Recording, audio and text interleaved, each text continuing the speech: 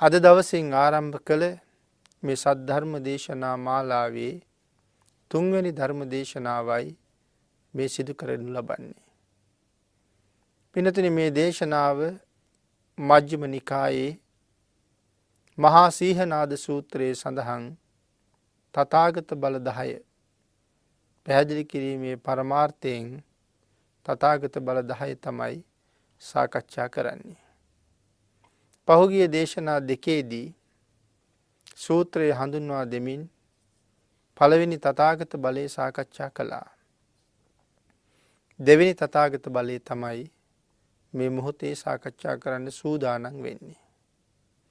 ඒ පිළිබඳව සිංහනාද සූත්‍රයේ භාග්‍යතුන් වහන්සේ සරියුත් මහරහතන් වහන්සේට ප්‍රකාශ කළ කරුණ බුද්ධ වචනයෙන් අපි මුලින් ධර්ම මාතෘකාව හැටියට සිහිපත් කළා.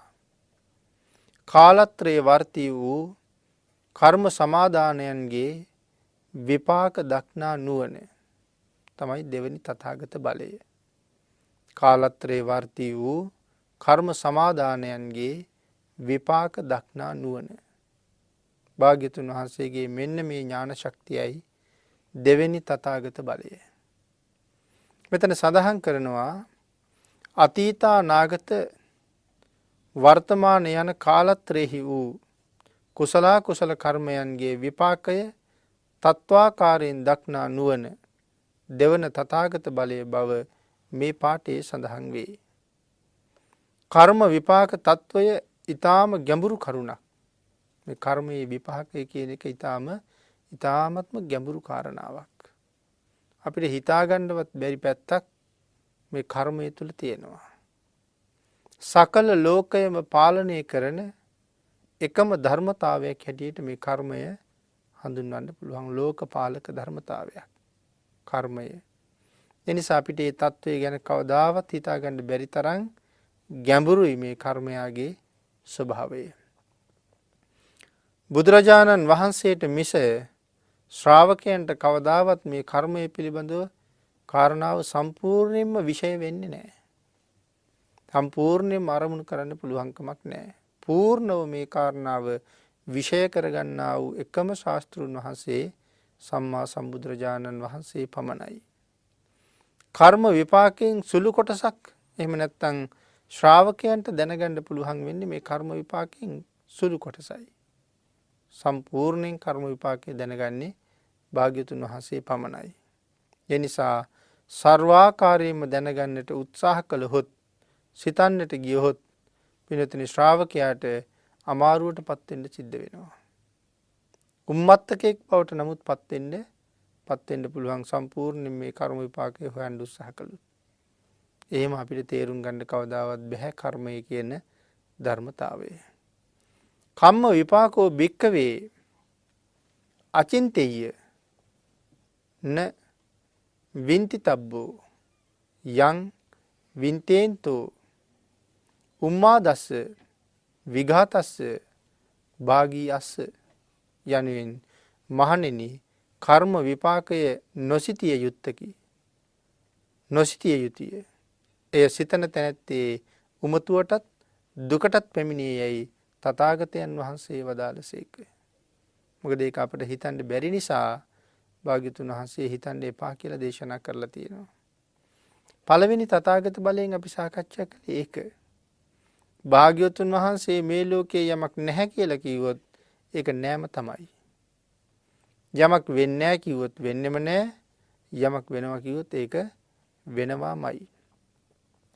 ඒ වගේම මෙතන භාග්‍යතුන් වහන්සේ යමක් අපිට හිතන්න එපා කියලා දේශනා කළා නම් එපාම තමයි.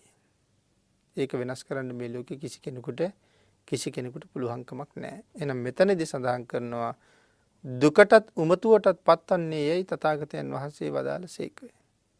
අපිට මේ කර්ම විපාකය ගැන හිතන්න එපා කියලා දේශනා කළා. මේ භාග්‍යවතුන් වහන්සේගේ කර්ම විපාක ඥානය කියන මේ දෙවන තථාගත බලය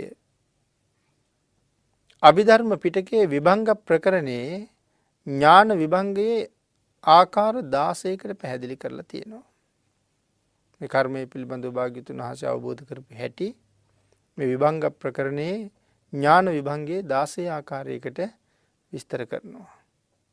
ඒ 16 ආකාරය අපි ටිකක් කෙටියෙන් සාකච්ඡා කරන්න උත්සාහ කරමු. අති දීර්ඝව මේක විස්තර කරනවා. එහෙමුණොත් මේ දේශනා මාලාව ඉතාම දීර්ඝ වෙනවා. ඒ නිසා අපිට අවබෝධ කරගන්න උදාහරණයක් දෙකක් සාකච්ඡා කර කර අපි කෙටියෙන් තේරුම් ගන්න උත්සාහ කරමු සම්මා සම්බුද්ධ කියන්නේ කවුද කියලා. පින්නතුනි මේ 16 ආකාරයේ පළවෙනි එක මෙන්න මෙහෙම සඳහන් කරනවා. අත්තේ කච්චානි පාපකානි කම්ම සමාදානානි ගති සම්පත්තින් පතිබාල්හානි න විපච්ඡන්ති. ඒ කියන්නේ ගති සම්පත්තියෙන් වළක්වනු ලැබීමෙන් විපාක දිය නොහැකිව ඇති ඇතැම් කර්මයෝ ඇතහ. ඒකේ තේරුම එහෙමයි. ගති සම්පත්තියෙන් වළක්වනු ලැබීමෙන් විපාක දිය නොහැකි වන ඇතැම් පාප කර්මයෝ ඇත්තාහ. මොකද මේ ගති සම්පත්තිය නිසා වළක්වනු ලැබීමෙන් විපාක දිය නොහැකි කියලා සඳහන් කරන්නේ. ගති සම්පත්තිය කියලා කියන්නේ ගති කියලා කියන්නේ ආත්මයට නමක්. ලබාගත් ආත්මයට නමක් ගති. ඒ නිසා ආත්ම භවයට නමක් ගති. කුසල කර්ම බලයෙන් ලබන මනුෂ්‍ය ආත්ම භාවය. මේ මනුෂ්‍ය ජීවිතය ලැබුවේ සංසාරේ අපමණ කුසල් කරලා. සාමාන්‍යයෙන් එසේ මෙසේ කුසලයක් කරලා මනුෂ්‍ය ආත්මය ලබන්න පුළුවන්ද? එහෙමනම් මනුෂ්‍ය ආත්මය ලබන්න බෑ. මනුෂ්‍ය ආත්ම භාවය ලබන්න සිද්ධ කරන පුණ්‍ය කර්මයන් අතර සුවිශේෂී පුණ්‍ය කර්මයක් තමයි මේ සිල් රකින්න එක. සීලය අත්‍යවශ්‍යයි ඊළඟ උපත තීරණය කරන්න. සිල් තිබ්බොත් සුගතියක උපත තීරණය වෙනවා. දුගතියක උපදින්න නම් ඉතින් සිල් ඕනේ නැහැ. යම් වෙලට අපි මේ ඉන්නේ හැටියට මෙ හිටියාම ඒක දුගතිය උපදින්න හොඳටම ප්‍රමාණවත්. හැබැයි සුගතියකට යන්න බලාපොරොත්තු වෙනවා නම් මීට වඩා වීරිය කරන්න සිද්ධ වෙනවා. මීට වඩා සිල් ගුණ පුරන්න සිද්ධ වෙනවා. මේ ලෝකේ කෙනෙක් උපදින්නේ කොතනද මරුණට පස්සේ කියන කාරණාව තීරණය කරන්නේ සීලය. මෙයා උපදින්නේ කොහෙද? මෙයාට ඉපදුනාට පස්සේ ලැබෙන්නේ මොනවාද? ඒක තීරණය කරන්නේ දානය. උපදින තැන තීරණය කරනවා සීලය. ඉපදුනාට පස්සේ ලැබෙන දේවල් තීරණය කරනවා දානය. නමුත් අපි මේ දෙකම දානයෙන් මුදුන්පත් කරන්න උත්සාහ කරුවට ඒක සාර්ථක වෙන්නේ නැහැ. එතකොට දෙකම අසාර්ථකයි. සිල් නැතුව දන් දීලා වැඩකුත් නැහැ. ඒ නිසා දන් දෙන්නත් සිල් තියෙන්න ඕනේ. සිල් මත පිහිටලා දන් දුන්නොත් ඒ දාණය අතිශයින්ම මහත්ඵලයි. එහෙනම් මෙතන සඳහන් කරනවා කුසල කර්ම බලයෙන් ලබන මනුෂ්‍ය දේව බ්‍රහ්ම ආත්ම භාවයෝ ගති සම්පatti හූය. එහෙනම් මනුෂ්‍යාත්මය, දේවාත්මය, බ්‍රහ්මාත්මය ලබන්නේ ඊට බලවත් කුසල කර්ම නිසා. අකුසල කර්ම වලින් නිරේගාමී තිරිසන් ලෝකවල උපදින්න පුළුවන්. කුසල කර්මයකින් යහපත් ආත්ම භාවයක් ලද කලෙහි බෙහෙවින්ම කුසල කර්මයෝම විපාක දෙති. අතීතයේහි කළ බොහෝ අකුසල කර්ම ඇතියහුට ඒවා ආත්ම භාවයේදී ඒවා විපාක නොදෙයි. එමාත්ම භාවයේදී ඒවා විපාක නොදෙයි. ගති සම්පත්තිය ඒවායේ විපාක දීම වළක්වයි. අපි ලබාගත්ත මේ ගති සම්පත්තිය කුසල කර්මයක් බලවත් වෙලා ලබාගත්ත මේ ශ්‍රේෂ්ඨ උපත අකුසල කර්මයන්ට විපාක දෙන්න තියෙන අවස්ථාවන් වළක්වනවා. ඒක මේ ඉපදිච්ච කෙනා ඉපදිනකොට අරගෙන ආපු කුසලයාගේ බලය. මේ කාරණාව විතරක් අපිට සාකච්ඡා කරනවා නම් ඊටාම ගැඹුරට සාකච්ඡා කරන්න පුළුවන්. පින්නතුනි මේ මොහොත වෙනකොටත් ඔබ ගාව නිරේට යන්න කර්ම රැස් වෙලයි තියෙන්නේ. ඔබ ගාව විතරක් නෙමෙයි මම ගාව. මේ ජීවිතේ රැස් කරපුවාද? පෙර කරපුවක් තියෙනවා. මේ ජීවිතෙත් රැස් කරලා තියෙනවා. පෙර රැස් කරපුවා තියෙනවා අපි ආපහු නිරේට ගෙනියන්නේ. එතකොට අපි මේ ජීවිතේ නිරේට ගියේම නැද්ද? අපි නිරේට ගියපු වාර සීමාවක් නැහැ. ඉහි කෙස් ගානට ඇඟේ තියෙන ලෝම ගස් ගන්නට වඩා බොහොම වැඩි. තම තමන්ගේ වයස ගැන කල්පනා කරන්න. මේ වයසට එනකොට මම වැටි වැටි ඇවිදින්න පටන් ගත්ත දවසේ ඉඳලා මේ මහ පොළවේ මං අඩි කීයක් තියන්නේ නැද්ද? එදා ඉඳලා අද මේ මැදිරි සංකීර්ණයට ඇවිල්ලා වාඩි වෙනකන් මේ බණ අහන්න මේ පොළවේ මම තියාපු අඩිය යට මගේ පාද දෙක පිහිටපු තැන්වල තියෙන වැලි ප්‍රමාණය එකතු කරලා අරගෙන ඒ වැලියට ගණන් කෙරුවොත් ඒ වැලියට ගානට වඩා 100,000 ගුණයකින් මම නිරේ ගිහිල්ලා තියෙනවා. ඒවා අපට නුපුරුදු තැන් නෙමෙයි. ආය යනකොට අලුත් තැන්. නමුත් අපි සසර ඕන තරම් ගියපු තැන්. නිරය, තිරිසන් ලෝකේ, പ്രേත ලෝකේ, අසුර ලෝකේ අපි ඕන තරම් දුක් විඳා. එතකොට දුක් විතරද මේ සංසාරේ විඳින්න ඇත්තේ? දෙව්ලොව ගිහිල්ලා දෙව් සැපත් විඳා. බඹලොව ගිහිල්ලා බඹ සැපත් විඳා. නමුත් කර්ම බලවත් වෙලා ආපහු නිරේට ගියා. මනුස්ස ලෝකේ ඉපදෙලා මේ මනුෂ්‍ය සම්පත් විඳපු වාරත් සීමාවක් නැහැ. මේ භවෙත් මනුස්ස ලෝකේ ඉපදිලා. දැන් මනුෂ්‍ය සම්පත කියන එක විඳගෙන යනවා. මනුස්ස ජීවිතයක ඉපදිච්ච නිසා විපාක දෙන්න බැරුව බලාගෙන ඉන්න කර්ම ඕන තරම් තියෙනවා. අපි කියමුකෝ අපි පිටිපස්සෙන් අලියෙක් කෙලවනවා. නැත්නම් සුනකෙක් කෙලවනවා. දුවගෙන ගිහිල්ලා ගෙට පැනලා දොර වහ ගන්නවා. නමුත් අර අලියට අර සුනකයාට මා පිළිබඳව තියෙන දැඩි අමනාපයක්, දැඩි වෛරයක්.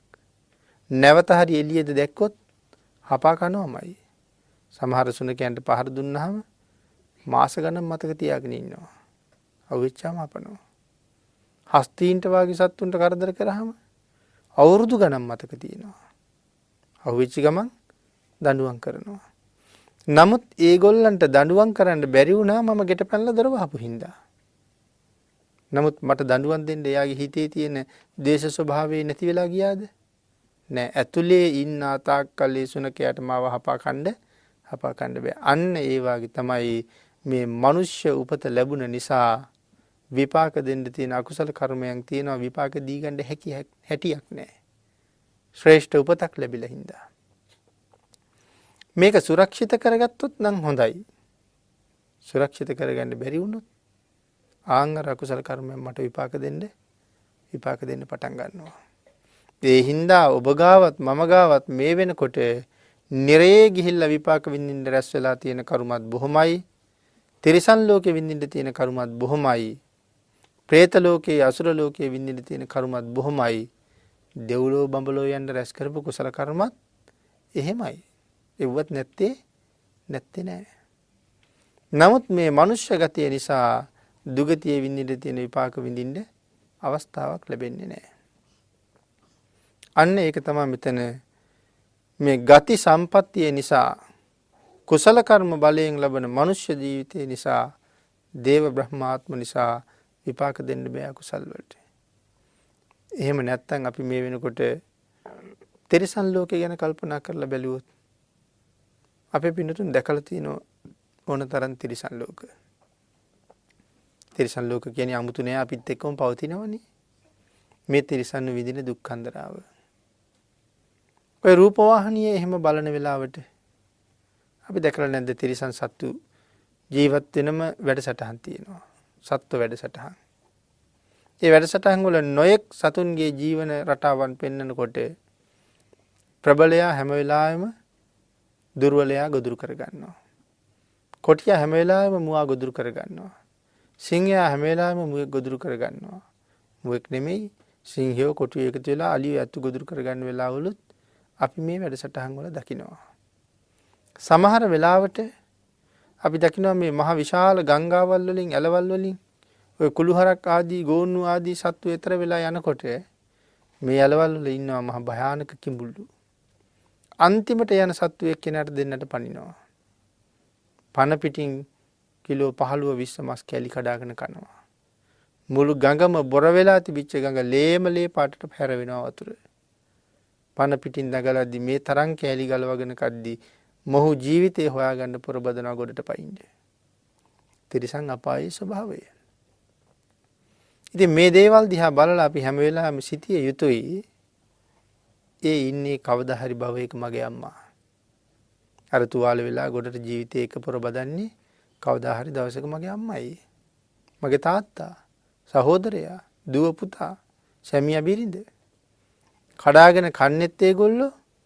ඒ වේදනාවට ලක් වෙලා ඉන්නෙත් ඒගොල්ලෝ. මේගොල්ලෝ ඔක්කොම සංසාරේ මගේ ඥාතියෝ. අනිත් කාරණාව තමයි මම මේ වාගේ වෙලා කොච්චර දුක් විඳින්න ඇද්ද? මේ විදිහට ගංගා වලින් එතර වෙනකොට මගේ කොච්චර කැලි කඩාගෙන කන්නේ ඇද්ද? මේ වාගේ භයානක වනාන්තරවල ඉපදිලා මගේ ශාරීරියේ ගොඩ වෙලා පණ පිටින් මේගොල්ලෝ 7-8 දෙනා වට කරගෙන ඇද කොහොම කන්නේ ඇද්ද? අපිට එහෙම නොවෙන්න ඇද්ද? එහෙම වෙච්ච වාරම සීමාවක් නැහැ තිරිසන් අපායේ ඉපදිලා. එහෙම කර්ම රැස් කරපු අපි එහෙම කර්ම විඳගෙන එන ගමන් සංසාරේ රැස් කරගත්ත කුසල කර්මයක විපාකයේ නිසා අද ඊතරම් දරුණු අකුසල් වලට විපාක දෙන්න බැරි ශ්‍රේෂ්ඨ කුසල කර්මයක විපාකයක් සහිත මනුස්ස ජීවිතේ ලබාපු හින්දා අපිට වෙන්න තියෙන බොහෝ කරදර වලින් බේරිලා ඉන්න මේ ඉපදීමේදී අරගෙන ආපු කුසල කර්මයේ බලය.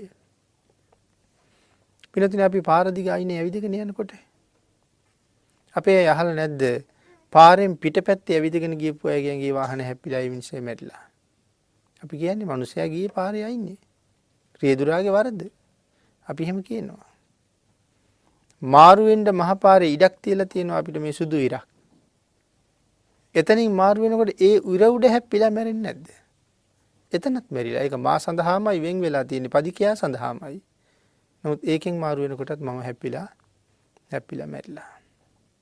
සමහර කට්ටිය බස් එකේ එනකන් ඔය පාර අයිනේ තියෙන්නේ. අර බස් එක නවත්තන තැන තියෙන පුංචි කුටිය ඇතුළට වෙලා වාඩි වෙලා ඉන්නවා තමන්ගේ බස් එකේ එනකන්. කොහෙදෝ යන වාහනයක් ඇවිල්ලා කුටිය හැප්පිලා කුටියත් කඩාගෙන මාවත් මරාගෙන අඹරගෙනම ගිහිල්ලා එහෙම අවස්ථාවල් අපි දැකලා නැද්ද? එහෙම දේවල් වෙන ලෝකේ අපිත් ඕනතරම් පාර පැන්නා අපිත් ඕනතරම් පාරවල් අයිනේ ගමන් කළා. නමුත් තාම නම් කවුරුවත් අපිව හප්පලා යට කරලා මැරුවේ නෑ. අපේ අය හිතනවද මේ පාරේ වාහන පදවන රියදුරාගේ තියෙන දක්ෂතාවය නිසාම මගේ ජීවිතේ මැරුවේ නෑ කියලා. ඔහුගේ දක්ෂතාවය නිසා මේක වුණා නෙමෙයි. එහෙම වෙලාවක හප්පලා පොඩි කරලා මරලා දාන්න තරම් කර්මයක් මට තව එළඹිලා නැති නිසා මට ඒක වුණෙත් නෑ. මං ඉපදිච්ච වෙලාවේ අරගෙන ආපු කර්මයේ බලයේ ශක්තිය ඒ තරම් ප්‍රබල නිසායි මට එහෙම කාගෙවත් හානියක් තාම උනේ නැත්තේ. හැබැයි අද ගෙදර යනකොට අකුසලයක් හේතු වෙලා ওই වැඩේ වෙන්න පුළුවන් තාම එළඹුණේ නෑ. එහෙමනම් මේ ගති සම්පත්තියෙන් අරගෙන ආපු ස්වභාවය අපිට කර්ම විපාක දෙන්න නැතුවා නෙමෙයි. ඕන තරම් කර්ම තියෙනවා. සමහර කට්ටිය මනුස්ස ලෝකෙම අපිට අහෙන්න ලැබෙනවා. මේ පිහියක් අරගෙන උල් ආයුධයක් අරගෙන 20 පොළට 30 පොළට 40 පොළට ඇනලා මරලා දාලා තිබුණා කියලා අපි අහනවා. එහෙම අපිට අනින්න තරම් කර්මයක් නැතුව ඇද්ද අපි කරලා සංසාරේ? අපොයි තියෙනවා. ඕන තරම් තියෙනවා. තාම විපාක දුන්නේ නැහැ. ඉතින් එහෙම අවස්ථාවලුත් තියෙනවා. කෙසේ වෙතත් තිරිසන් ලෝකයේ ඉපදිලා මට විඳින්න තියෙනවා නම් යම් දුකක්. ඒ දුක මනුස්ස ලෝකයේ ඉපදිච්ච හින්දා මට විඳින්න නැහැ. අපායේ ගිහිල්ලා විඳින්න තියෙනවා නම් යම් දුකක්. මේ මනුස්ස ජීවිතේ ලබාපු හින්දා ඒ නිරාදුක මට දැනෙන්නේ නැහැ. പ്രേත ලෝකයේ ඉපදිලා සාපිපාසා දෙකෙන් පීඩිත වෙලා විඳින්න තියෙන දුකක් සංසාරේ මට ලබන්න තියෙනවා නම් ඒකට විපාක දෙන්න බෑ. මිනිස්සෙක් හැටියට ඉපදිලා ඉන්න නිසා. මෙන්න මේ කාරණා බුදුරජාණන් වහන්සේ තමයි ලෝක ධාතුවේ හරියටම දැක්ක කෙනා. භාග්‍යවතුන් වහන්සේ ඔබ දිහා බැලුවොත් එක්කෙනෙක් දිහා. භාග්‍යවතුන් වහන්සේ මා දිහා බැලුවොත් භාග්‍යවතුන් වහන්සේ දේශනා කරනවා අතීතේ කී පාරක් මන් නිරේට ගියාද? අතීතේ කී පාරක් තිරිසන් වුණාද, പ്രേත වුණාද, අසුර වුණාද? අනාගතේ කී පාරක් නිරේට යයිද? මේ කියන කරුණු ඔක්කොම දේශනා කරනවා. මම නිවන් දකින්නේ කවර ආත්ම භාවයේද? ඒ තැනත් ඒ වෙලාවට මම බණ අහපු කෙනත් මම වඩාපු භාවනාවත් බණක් ඇහුවා නම් අහපු සූත්‍රයත් දේශනා කරපු කෙනත් හිතට කාවැදුන වචනයත් මේ සියල්ලම භාග්‍යවතුන් වහන්සේ මනාව අවධාරණය කරලා පැහැදිලි කරලා දේශනා කරනවා.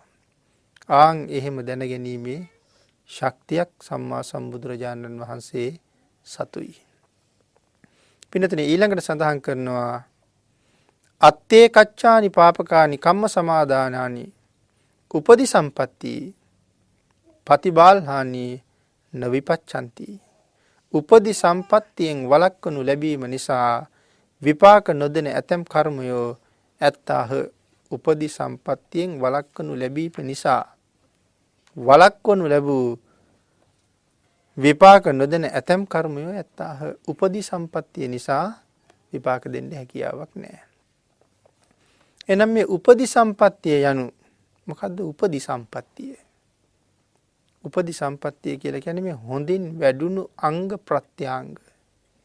ඒක මෙහෙම සඳහන් කරනවා හොඳින් වැඩුණු අංග ප්‍රත්‍යාංග ඇති සීතෝෂ්ණාදියට ඔරොත්තු දෙන වැඩට ඔරොත්තු දෙන වර්ණවත් වූ දුටුවන්ට සතුට ඇති කරවන ශෝභන ශරීර ඇති අතීතයේ කළ බොහෝ කුසල කර්මයන් ඇතියෙකු විසින් යම් කිසි කුසල කර්මයකින් උපදි සම්පත්තිය ලදහොත් රූප ශෝභාව නිසා ඔහු ගිය තැන සැලකිලි ලබයි. උපදි සම්පත්තිය හොඳින් වැඩුණ අංග ප්‍රත්‍යාංග. අංග ප්‍රත්‍යාංග හොඳට වැඩුණහම ඒ පුද්ගලයා ලස්සනයි.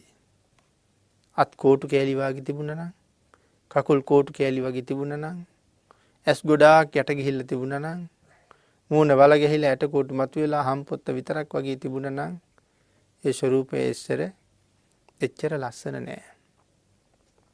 අර පිටසක් වල ජීවියෙකුගේ ස්වරූපයක් වගේ අපේ පෙනුමට තිබුණා නම් කවුරුත් අපිට ඒ තරම් ප්‍රිය කරන්නේ නැහැ. එහෙනම් මේ හොඳට වැඩිච්ච අංග ප්‍රත්‍යංග තියෙනවා. ඒ කියන්නේ ශරීරයේ බොහොම පිරිපුන්. උපතින් අරගෙන ආපු මෙන්න මේ රූප ස්වභාවය සහ ශක්තිය වගේ දේවල්.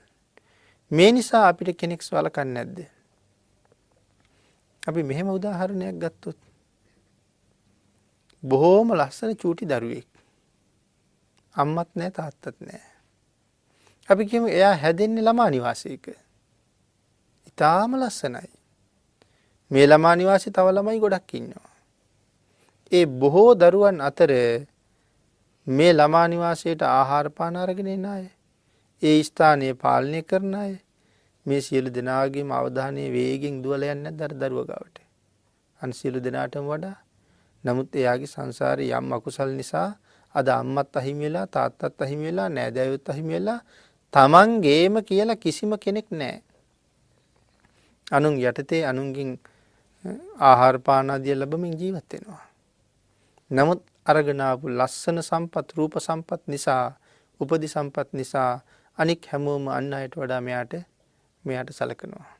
කෑම බීම, ටොපි චොකලට්, ඔළුව අත ගාලා ආදරය කරලා ඇඳුම් පැළඳුම් දීලා අන් අයට දුන්නට වඩා සම්පත් ලබන්නේ ආන්ගේ උපදි සම්පත්තිය නිසා. තිරිසන් ලෝකයේ ඉපදිච්ච සත්තු අපි කියමු අපි බලු පැටියෙක් හොයාගෙන යනවා. මේ අපි හුරතලයට හදන සතෙක්. බැල්ලියක් පැටව දාලා ඉන්නවා. ඒ පැටවුන්ගෙන් ඔක්කොම අපි අරන් යන්නේ අපි එතනින් තෝරනවා ලස්සන කවුද කියලා. ලස්සනම කෙනා තමයි අපි අරගෙන යන්නේ.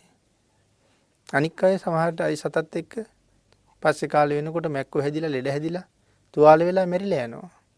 නමුත් අර උපදිනකොට ලස්සන රූපයක් අරගෙන ආපු හින්දා අපි ගෙනහිල්ලා බෙහෙත් විදලා බෙහෙත් ගාලා නාවලා හොඳට කණ්ඩ බොණ්ඩ දීලා අපේ ගෙදර හරි හුරතලෙට හදා ගන්නවා. අපි අරන් ගියපු නිසා එයා විතරක් රැකුණා. අනික් කට්ටිය ඔක්කොම විනාශ වෙලා ගියා ආසනීප හැදිලා. මොකක් නිසාද එයා රැකෙන්න හේතුව?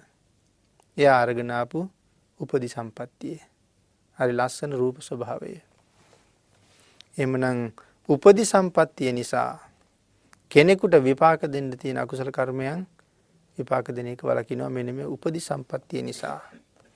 ඒ නිසා ඒ කරුණත් මෙතන පැහැදිලි කරනවා. ඊළඟට සඳහන් කරනවා හොඳ ඇඳුම් පැළඳුම් නැතිකොට කිලිටි වැරහැලි ඇඳුම් හඳවන කර්මය ඔහුට ඇඳුම් පැළඳුම් නැති කිරීමට සමත් නොවේ. කිලිටි වැරහැලි ඇඳුම් හඳවන කර්මය මට අලුත් ඇඳුමක් අඳවන්න, හොඳ ඇඳුමක් අඳවන්න පිනක් නැහැ. ජීවිතේම වැරහැලිම තමයි, වැරහැලිම අඳින්න තමයි පින් තියෙන්නේ. පින් නැහැ එතකොට. මනුස්ස ජීවිතය ලැබුවත් අලුත් ඇඳුමක් ඇඳලා හොඳට ලස්සනට පිළිවෙලට ඉන්න පින් නැහැ. ඇඳුම් නැතුවද තිබ්බත් අඳින්න හිතෙන්නේ නැහැ. සමහර අයට ඕන තරම් කණ්ඩ තියෙනවා, කණ්ඩ හිතෙන්නේ නැහැ. නැතුව මේ නැතුවමද හොඳට තියෙනවා, හිතෙන්නේ නැහැ. ඒත් සංසාරි කර්මයක් බලපාලා. තව කෙනෙක් ඉපදිලා ඉන්නවා ඒ විදිහටම කර්ම කරලා. නමුත් උපදි සම්පත්තිය නිසා කිලිටු ඇඳුම් අඳින්න තරම් කර්මයක් තිබුණත් උපදි සම්පත්තියේ බලවත්කම නිසා මට කිලිටු ඇඳුම් අඳින්න වෙන්නේ නැහැ. උපදි සම්පත්තියේ බලවත්කම නිසා මට කටුක කටෝර ආහාර ලැබෙන්නේ නැහැ. මට හොඳ ප්‍රණීත ආහාර ලැබෙනවා. උපදි සම්පත්තියේ හැටි. කර්ම තියෙනවා, උපදි සම්පත්තිය හොඳ හින්දා විපාක දෙන්නේ නැහැ. දෙන්න බැරි නිසා. ඊළඟට සඳහන් කරනවා තුන්වෙනි ආකාරයක්. අත්තේ කච්චානි පාපකානි කම්ම සමාදානානි කාල සම්පත්තින් පතිබාල්හානි නොවිපච්ඡන්ති. කාල සමාපත්තියෙන් වළක්වනු ලැබීම නිසා තමන්ගේ විපාකය නොදෙන්නා වූ ඇතම් කර්මයෝ ඇතහ යනුවෙහි තේරුමයි. කාල සම්පත්තියෙන් වළක්වනු ලැබීම නිසා තමන්ගේ විපාක නොදෙන්නා වූ ඇතම් කර්මයෝ ඇත්තාහ. මේ කාල සමාපත්තිය නිසා මට විපාක දෙන්න තියෙන අකුසල විපාක දෙන්න බැරුව යනවා. එතකොට මොකද්ද මේ කාල සමාපත්තිය? පින්නතර මෙහෙම සඳහන් කළොත් හොඳ රජුන් නැති කාලේ, හොඳ ආණ්ඩු තියෙන කාලේ, ඒ රජවරු බොහොම දැහැමි, ඒ රජවරු බොහොම ධාර්මිකයි. ලෝකෙ පුරාම ඉන්නේ හොඳ මිනිස්සු. රට පුරාම ඉන්නේ ගුණ ඇති මිනිස්සු. ආන් එහෙම වෙච්චහම කලට වැසි ලැබෙනවා, පමණට වැසි ලැබෙනවා. ඒකට සඳහන් කරනවා කාල සම්පත්තිය, කාල සම්පත්ති කාලය. මම සංසාරයේ පව් කරලා තියෙනවා, කාටවත් වතුර දීලා නැහැ. ඒ නිසා මට ජීවිතේ වතුර හම්බෙන්නේ නැහැ. වතුර නොලබා සමහර වෙලාවට පිපාසයෙන් ඉඳලා මැරෙන්න තරම්ම කර්මයක් මම කරලා තියෙනවා. ඒ කාලේ වතුර තිබිච්ච කාලේ මගේ ළිඳකින් වතුර ගන්න ආපු කෙනෙකුට සමහරලාට මම වතුර ටිකක්වත් දුන්නේ නැති හින්දා, මගේ ගෙදරින් වතුර උගුරක් ඉල්ලගෙන ආපු පිපාසිතයාට පැම් පොදක්වත් දුන්නේ නැති නිසා මේ වාගේ කරපු බලපතල අකුසල කර්මයන් නිසා මේ ජීවිතේ මට ජල පොදක් ලැබෙන්නේ නැතුව වේලිලා මැරෙන්න තියෙන අවස්ථාවම වැඩි. මං ඉපදිලා තියෙන්නේ එහෙම කර්මයක් අරගෙන. නමුත් කාලය හොඳයි, රටේ රජු හොඳයි, පාලනය කරන ආණ්ඩු නායකයෝ හොඳයි, රට වැසියෝ හැමෝම සිල්වත්. අන්න ඒගොල්ලන්ගේ කුසල කර්මය නිසා කලට රටට වැහි ලැබෙනවා. කලට රටට වැහි ලැබෙනකොට මගේ ගෙදරට විතරක් වහින්න නැතුව රට පුරාම වහින්න පුළුවන්ද? එහෙම බෑ. එහෙම වහිනකොට මගේ ගෙදරටත් වහිනවා. එතකොට මමත් වතුර එකතු කරගන්නවා. මගේ ළිඳටත් වතුර පිරෙනවා. මට වතුර හිග වෙන්නේ නැහැ. නමුත් මට වතුර නැතුව වේලෙන්න සංසාරේ කරපු කර්මයක් මා සතුව තියෙනවා. ඒක මට විපාක දෙන්නේ නැත්තේ ඇයි? මෙන්න මේ වාගේ මේ කාල සම්පත්තිය තියෙන නිසා. ජනයා හොඳ නිසා, රජු හොඳ නිසා මේ කාල සම්පත් හොඳට රටට ප්‍රායෝගික වෙලා. මගේ අකුසල කර්ම විපාක දෙන්න හැටියක් නැහැ. හොඳ මිනිස්සු අතර මම ජීවත් වෙන නිසා. මේ කාරණාවට අදට යමක් එකතු කළොත් අද සිද්ධ වෙලා තියෙන තත්ත්වය මොකක් වෙන්නේ ඇද්ද? මේ කතා කරන කරුණු වලින් බොහෝ දේවල් අද අඩුයි. රජු ධාර්මිකත් නැතුව ඇති. ආණ්ඩු පාලකයෝ ධාර්මිකත් නැතුව ඇති. රටවැසියා ගාව සිල් ගුණත් හොඳටම හිග ඇති. ඒ නිසා කාල විපත්තිය හොඳටම අද අපිට විපාක දීලා. එක පැත්තක ගලලා යට යනවා. තව පැත්තක නාය යනවා. තව පැත්තකට නාගන්න බොණ්ඩවත් වතුර නැහැ. විවිධාකාර විදිහට සම්මා දිට්ඨික දෙවියන්ගේ අකමැත්ත අප කෙරෙහි පැතිරිලා තියෙන වෙලාවක්. එහෙනම් මෙතන සඳහන් කරනවා දැන් එතකොට එහෙම බලපාපුවාම දැන් ඔය නාන්නත් නැතුව බොන්නත් නැති ප්‍රදේශ තියෙනවා. ඒ ප්‍රදේශවල පින් කරපු අය නැද්ද? ඉන්නවා. නමුත් ඒ කට්ටියට ඒ කුසලයේ විපාක දෙන්න හැටියක් නැති වෙන්නේ ඇයි? මෙන්න මේ කාල විපත්ති. එහෙනම් එක එක දේවල් එක එක පැත්තට පරිවර්තනය වෙනවා. පෞකාරයන්ම ඉන්න කාලෙට පින්වන්තයන්ටත් ඒ අකුසලයට මුණ පාන්න සිද්ධ වෙනවා. පුණ්‍යවන්තයෝම ඉන්න නිසා පෞකාරයෝ ඒ අකුසලයේ මිදලා ඒගොල්ලොත් ඒකේ ප්‍රතිලාභ ලබනවා. ඒ මොකක් නිසාද? මෙන්න මේ කාල සම්පත්තිය හොඳ වෙනවා යහපත් අය නිසා.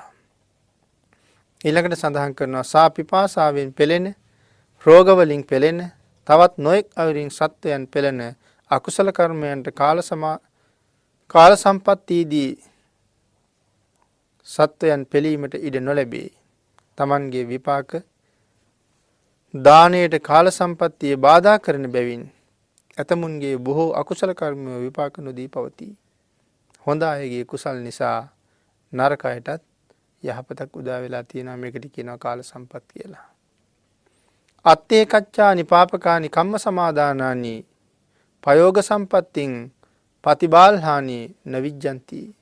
ප්‍රයෝග සම්පත්තියෙන් බාධිත බැවින් විපාක නොදෙන්නා වූ ඇතැම් පාප කර්මය ඇත්තාහ. ප්‍රයෝග සම්පත්තියෙන් බාධිත බැවින් විපාක නොදෙන්නා වූ ඇතැම් කර්ම සම්පත්තිය ඇත්තාහ. ප්‍රයෝග සම්පත්තිය හොඳ නිසා විපාක දෙන්න තියෙන ඇතැම් කර්ම වලට විපාක දෙන්න බැරුව යනවා. මොකද මේ ප්‍රයෝග සම්පත්තිය හොඳ නිසා කියන්නේ? ප්‍රාණ වදාදී අකුසල කර්ම වලින් වැළකීම, සුචරිතය පිරීම, පමණට ආහාර ගැනීම, පමණට වියදම් කිරීම, ගොවිකම් අත්කම් ආදී යෙදීම, අන්‍යයන් හා හොඳින් විසීම ප්‍රයෝග සම්පත්තිය. ප්‍රයෝග සම්පත් කියලා කියන්නේ එතකොට ප්‍රාණඝාත ආදී අකුසල් වලින් වැළකීම කියලා කියන්නේ පස් පවින්ම වැළකුණා කියන එකයි. පංචශීලයේ හොඳට ආරක්ෂා කරන, සුචරිතයේ පිරීම, පමණට ආහාර ගැනීම, පමණට ආහාර ගැනීම වගේම පමණට වියදම් කිරීම. තමන්ගේ සීමාව ඉක්මවා වියදම් කරන්න ගියොත් ඒ මනුස්සයා පිරිහෙන්න පටන් ගන්නවා. සීමාව ඉක්මවා ආහාර ගන්න ගියොත් ඒ මනුස්සයත් පිරිහෙන්න පටන් ගන්නවා.